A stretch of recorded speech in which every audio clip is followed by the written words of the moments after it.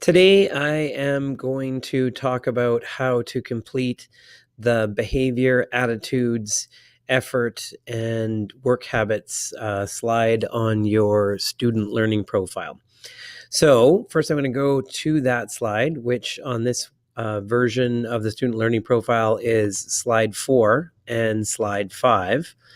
And what I'm going to do to make my work a little bit easier is I am going to copy and paste all of the attributes or the attitudes and efforts and descriptors from the first slide. So I'm going to select that and then either Control C or select copy. And I'm going to take them all and put them in one spot on the second slide. So it goes over, but I'm not going to leave them in that same spot. I'm going to be careful to think about where to put them from these 3 or these 4 categories.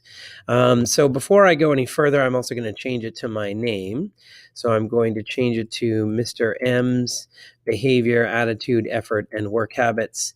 And I've got the categories I am making progress at, it would be helpful for me to work on, and I need help to. And then I've got all of these things. So if I think about working hard on assignments and remembering materials, maybe those 2 things go together. So I am going to select them together, and I am going to cut them from this place because I don't want them in 2 places. And I consistently do that. So I'm going to Control V and paste those into the I consistently do that. Now I'm making progress at completing and handing in assignments on time. So even if I wanted to be grammatically correct, I could change the way that the words are here. And so now it makes sense. I am making progress at completing and handing in assignments on time. I sometimes don't get along with my classmates and cooperate with my teachers, though. So I am going to take this and I am going to cut it and put it into the it would be helpful for me to work on column. And I go Control V to put that there. And once again, if I wanted to make it grammatically correct, I can change it would be helpful for me to work on cooperating with classmates, cooperating with my teachers, and so on. And then I'm just going to go through each of the other pieces of information or descriptors and put them into the place where they belong. I'm pretty good at raising my hand when I want to contribute and being respectful and considerate of others and being kind. So I am going to take all of that and I am going to cut it from this column and I'm going to put it over here. Except for I've left an R behind. So I'm just going to fix that by typing in an R, and then I'm going to delete that from here.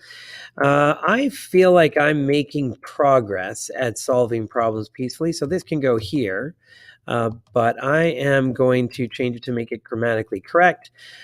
So I'm now going to read and just see whether this makes sense.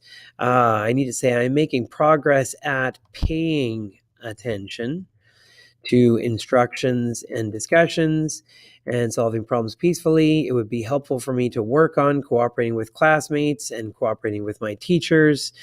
So I've got things where I want them to be. But let's say that there was something that even if I worked at it, I couldn't do it. And I'm not making progress at it, and it's not something that I consistently do. So this is something I need some help with. Maybe I need some guidance or something like that. So I'm having trouble remembering my materials, let's say. So I'm going to cut it from there, and I'm going to put it over here.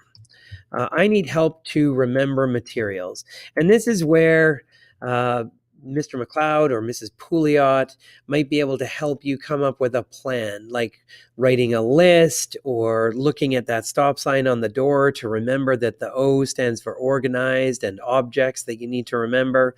And so this is where you have a chance to actually ask for some help or ask for some guidance, ask for some assistance. Maybe it's something that you want to ask your parents for help with.